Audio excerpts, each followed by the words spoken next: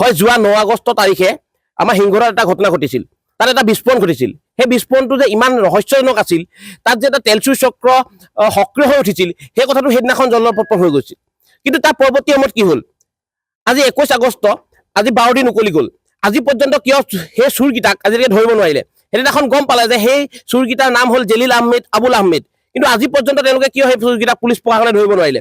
আজি প্ৰশ্ন উঠিছে যে শিৱসাগৰ জিলা প্ৰশাসন, শিৱসাগৰ পুলিচ প্ৰশাসন সেই চোৰকেইটাৰ কি পকেটত নেকি?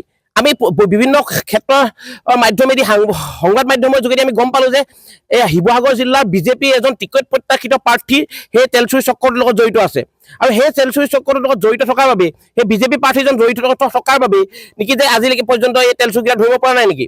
আমি প্ৰশ্ন কৰিছোঁ, আমি সদৌ অসম ছাত্ৰ সন্থাই আমি তেওঁলোকক পুলিচ প্ৰশাসনক সুধিব বিচাৰিছোঁ, কিয় ধৰিব পৰা নাই? স্মাৰ্ট পুলিচে আজি পৰ্যন্ত কিয় তেলচুৰিকেইটাক ধৰিব পৰা নাই?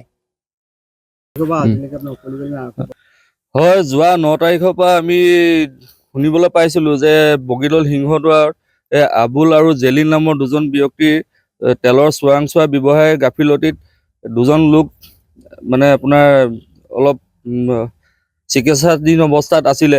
আৰু আমি দেখিছোঁ যে এতিয়ালৈকে আৰক্ষী প্ৰশাসনে ইয়াৰ ওপৰত একো একশ্যন লোৱা নাই। আমাৰ বীৰ চিলাই সেনা সমিতি শিৱসাগৰৰ সমিতিৰ ফালৰ পৰা এটাই দাবী, অতি সোনকালে তেওঁলোকক কৰায়ত্ব কৰিব লাগে আৰু এইবোৰ দুৰ্নীতিৰ বিৰুদ্ধে মাত মাতিব লাগে। আৰু দেখা পাইছোঁ যে ইয়াৰ লগত আমাৰ চৰকাৰী বিষয়াও জড়িত আছে নেকি, আমাৰ সন্দেহ হৈছে সেইটোৱে। আমাৰ বীৰ চিলাই সেনাৰ পৰা এইটোৱে দাবী যে তেওঁলোকক সোনকালে কৰায়ত্ব আনি উচিত ব্যৱস্থা ল'ব লাগে। হয়, ধন্যবাদ।